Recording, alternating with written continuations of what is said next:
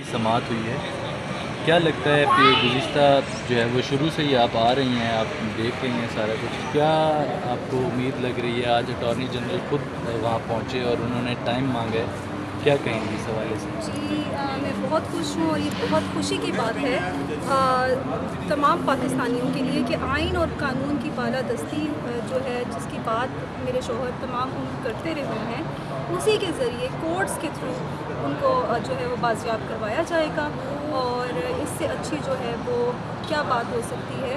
اور اب یہ ان کے لیے بھی ایک سبق ہے جنہوں نے جو اغوا کار ہیں کہ ان کو ہر ایک کو ایسے نہیں اٹھا سکتے ہیں، اور آئین جو ہے وہ قانون جو ہے وہ ان سے اوپر ہے۔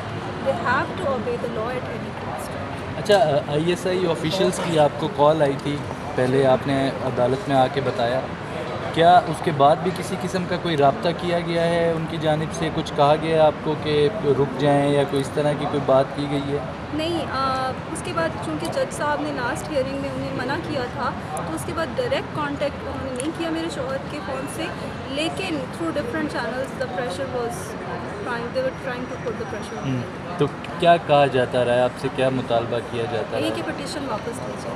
ٹھیک ہے، تو پھر اس کے نتیجے میں وہ کیا اس میں کوئی انہوں نے کوئی بات کی ہے کہ لیکن پٹیشن تو ہم لوگوں نے واپس جو ہے اس کے لیے سی ایم فائل کیا تھا، پھر انہوں نے چونکہ ان کو ریلیز نہیں کیا سیٹرڈے کو، تو پھر ہم لوگوں نے پٹیشن واپس لے لی اپنی، اور ہم نے اپنا جو مین کیس ہے اس کو پرسو کرنا شروع کر دیا، اور اس کا بہت اچھا ایک نتیجہ آیا ہے، and I am very happy with that. ایک کال جو آئی تھی وہ آپ کو آپ کے ہسبینڈ کے نمبر سے آئی تھی؟ جی، نمبر سے واٹس ایپ تو دوبارہ آپ نے کوشش نہیں کی کہ وہ کھلا ہوا ہے کہ بند ہے؟ نہیں، یہ سنڈے سے آف ہے۔ اچھا، انہوں نے خود بات کی تھی کہ جی، یہ انہوں نے بات کی تھی، اور وہ بات ایسے ہوتی تھی کہ 30 سیکنڈ کی کال ہوتی تھی، اور اس کے اندر جو ہے 3 4 5 منٹ کا وقفہ ہوتا تھا، پھر وہ انسٹرکشنز ملتی تھی، پھر 30 سیکنڈ یا 20 سیکنڈ کی کال ہوتی تھی، اس میں یہ کہا جاتا تھا کہ پٹیشن میں یہ لکھ دو، یہ ہونا چاہیے پٹیشن میں، اور وہ کیا ہوتا تھا کہ وہ خود سے گئے ہیں، اپنی مرضی سے گئے ہیں، اور وہ واپس آ جائیں۔ تو وہ کیا کہتے تھے کہ میں خیریت سے ہوں، یا کیا آپ کو ان کی باڈی لینگویج سے، بولنے سے ذرا کیا آپ کو محسوس؟ دیکھیے، اٹ واز ویری کلیئر کہ ہی واز ناٹ ہمسیلف، وہ نارمل ریئیکٹ نہیں کر رہے تھے، اور he was under tremendous pressure. آپ کے بچوں کا نام کیا ہے ان دونوں کے؟ جی، یہ عالم حسین ہے اور یہ حسن مشتاق۔ ٹھیک ہے، تھینک یو۔ اب جب سے سویلین گورنمنٹس آئی ہیں تو مدثر نارو لاہور سے 2018 میں اس کو اٹھایا، گرفتار نہیں کیا، اور تابش وسیم بلوچ اٹھایا اور پھر اس کی لاش ملی، اور اب اس کو احمد فراد کو اٹھایا۔ مجھے افسوس ہوا ہے کہ اگر اس کو پیش کر دیتے تو مسئلہ ختم ہو جاتا، لیکن اب ریاست نے پتہ نہیں کیا فیصلہ کیا ہوا ہے کہ پوری دنیا میں پاکستان کو بدنام کرنا ہے۔ کیا لگتا ہے پیش کریں گے؟ یہ اب اللہ کرے کر دیں پیش، اگر نہیں کریں گے تو ان کو کون پوچھ سکتا ہے؟ جج صاحب صرف آرڈر ہی پاس کر سکتے ہیں۔ سر یہ سسٹم کیسے چلے گا؟ سسٹم پھر کیسے چلے گا؟ سسٹم چلتا رہے گا، لیکن یہ آپ کا جو سسٹم ہے نا، اس کو بند کرنے کی کوشش کر رہے ہیں وہ۔ اچھا، یہ اٹارنی جنرل نے اتنی یقین دہانی کروائی ہے، بڑے ان کے چہرے کے تاثرات سے واضح لگ رہا تھا کہ جیسے وہ کچھ نہ کچھ کرنے جا رہے ہیں۔ اٹارنی جنرل صاحب ایک بہت اچھے آدمی ہیں، بڑے ذمہ دار آدمی ہیں، انہوں نے کوشش کی ہے کہ مسئلہ کسی نہ کسی طریقے سے حل ہو جائے، اور آپ بھی دعا کریں گے مسئلہ حل ہو جائے۔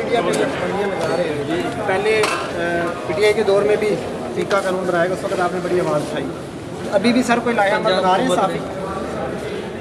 آپ لائحہ عمل آپ بھی بنائیں نا، آپ پاکستانی شہری ہیں، ہم آپ کے ساتھ ہیں اس آپ وقت کورٹ بھی میں سر۔ پٹیشن فائل کریں جی سر۔ کہ آلریڈی جرنلسٹ پروٹیکشن بل موجود ہے، پچھلے سال بھی قومی اسمبلی نے قانون منظور کیے ہیں، تو اس کے بعد اگر ایک نیا قانون آ رہا ہے تو پہلے بہت سے قانون موجود ہیں، آپ نیا قانون لا رہے ہیں۔ ویسے مجھے جو نیا قانون ہے مجھے اس سے کوئی پرابلم نہیں ہے، اس کی وجہ یہ ہے کہ میں تو چاہتا ہوں کہ پہلے بھی یہ قانون بنا کے خود پھنس گئے تھے، تو اس قانون میں بھی یہ خود ہی پھنسیں گے۔ کہا گیا تھا کہ اداروں کے پاس بندہ نہیں ہے، آج اٹارنی جنرل صاحب بڑی اشورٹی کے ساتھ کہہ رہے ہیں کہ واپس آ جائیں گے، یعنی کہ مان گیا ہیں کہ بندہ انہی کے پاس ہے، کیا کہیں گے؟ لیکن کچھ ایسی حقیقتیں ہوتی ہیں جن کا ہم سب کو علم ہوتا ہے، لیکن ہم واقعات اور حالات سے چشم پوشی کر جاتے ہیں۔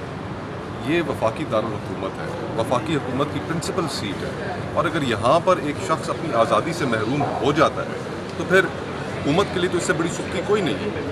और पूरी दुनिया को पता है, हम सब इस मुल्क के बासी हैं। हम कभी सुनते हैं जी कि नॉर्दर्न एरियाज़ घूमने फिरने के लिए चले गए, कि कहीं चले गए, तो हम सबको इल्म है कि ये क्या है। हम चश्मपोशी खुद करते हैं, अपने अल्फाज के ज़रिए करते हैं। लोगों को हकीकत पता है, हमें हकीकत पता होती है, लेकिन मसलहतन हम खामोश हो जाते हैं। तो जिन इंटेलिजेंस एजेंसीज़ वालों के पास वो अहमद फरहाद साहब हैं, उनको पेश करें। अगर उनके ऊपर उन्होंने कोई ऐसा क्राइम कमिट किया है तो अदालत ने भी कहा है कि हम इस तमाम मामले से दस्तबरदार हो जाएंगे, हम भी दस्तबरदार हो जाएंगे। लेकिन ये तो कोई तरीका नहीं है कि एक शख्स को आप गायब कर दें और फिर उसकी फैमिली सारी कर्ब में हो, लोगों को पता ना हो, लोग परेशान हो, और फिर आप तवक्को करें कि कोई बात नहीं करेगा। तो मैं तो मोहसिन कियानी साहब की जो अदालत है, इस्लामाबाद हाई कोर्ट का इसमें किरदार बहुत ही अच्छा उभर कर सामने आया है, और हम यही तवक्को करते हैं कि इस्लामाबाद के हर शहरी के लिए ये जो कॉन्स्टिट्यूशनल फ्रीडम्स हैं उनको इसी तरह कोर्ट्स प्रोटेक्ट करें। सर, इमरान खान के खिलाफ टेरियन वाइट केस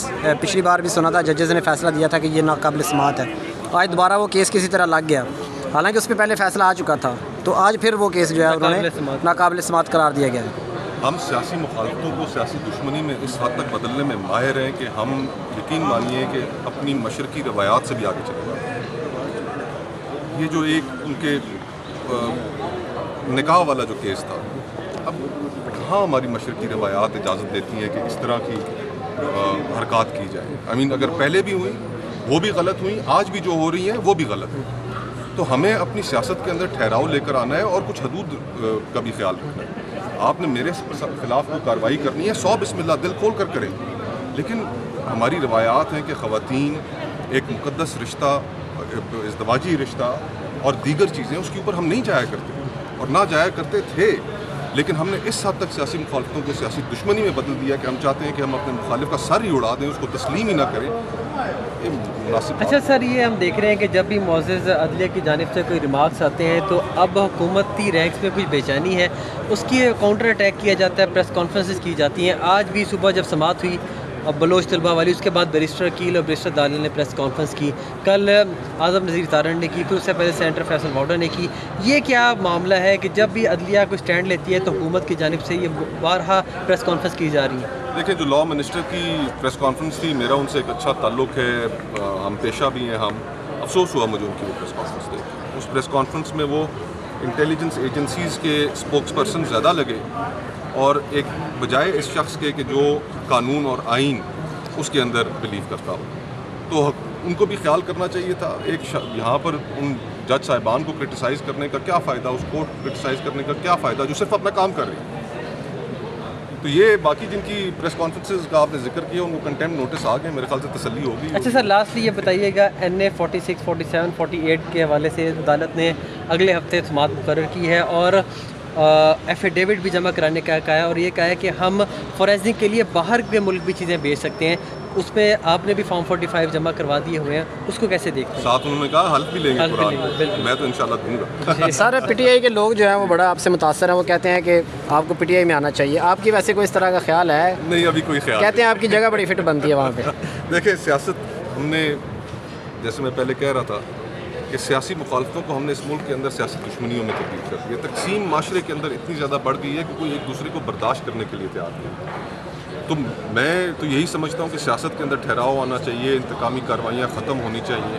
इमरान खान साहब के दौर में जो हुई वो भी गलत थी, आज जो हो रही हैं वो भी गलत थी। हम सियासतदानों को एक पेज पे आना पड़ेगा, अपनी रेड लाइंस ड्रॉ करनी पड़ेंगी कि हम इन रेड लाइंस को, हम भले एक दूसरे के मुखालिफ हों, लेकिन हम ये रेड लाइंस जो है एक दूसरे के मामले में क्रॉस नहीं करेंगे। ये COD एक हुआ था, मेरे ख्याल से अब वक्त की ज़रूरत और वक्त की आवाज़ भी यही है कि सियासतदान एक पेज पे कम से कम इस हद तक ज़रूर इकट्ठे हैं। एक पार्टी में आ सकते हैं सर, वैसे अगर आपसे दावत रब्ता दें होता खान साहब, है, अगर दावत आती है खान साहब की तरफ से, तो आप फिर उस वक्त देखेंगे। बहुत बहुत शुक्रिया। आदम इस्तेकाम है, ये आपके स्टार जी साहब। सर सियासी पार्टियाँ एक दूसरे को मतलब पोलराइजिंग में लगी हुई, तो सर ये जो गरीब है वो तो मर चुका है सर इस टाइम, उसके बारे में आप क्या कहेंगे सर कि वो कहाँ जाए? क्या ये वकीलों का, अदालतों का, प्रेस कॉन्फ्रेंस का, उनको क्या फ़ायदा है सर? देखिए, अल्टीमेट जो इस पूरे सियासी बहरान की कीमत अदा कर रहे हैं वो इस मुल्क के 24 करोड़ लोग अदा कर रहे हैं। आज इस मुल्क में एक आम आदमी, एक मिडिल क्लास आदमी ना अपने बच्चों की स्कूल की फ़ीसें देने के काबिल रह गया है, ना अपने वो बिजली गैस के बिल देने के काबिल रह गया है, और ना वो अपना किचन चला पा रहा है। हम तो चीख कर यही कहते हैं कि ये सियासी ठहराव जब तक नहीं आएगा, माशी इस्तेकाम नहीं आ सकता। آج اس ملک کی اشرافیہ جس کے اندر سیاستدان، جرنیل، ججز، بیوروکریٹس، میڈیا، ہم سب نے شامل ہو کر اس ملک کو اس نہج پر پہنچا دیا کہ عام آدمی یہ ملک چھوڑنے پر مجبور ہے۔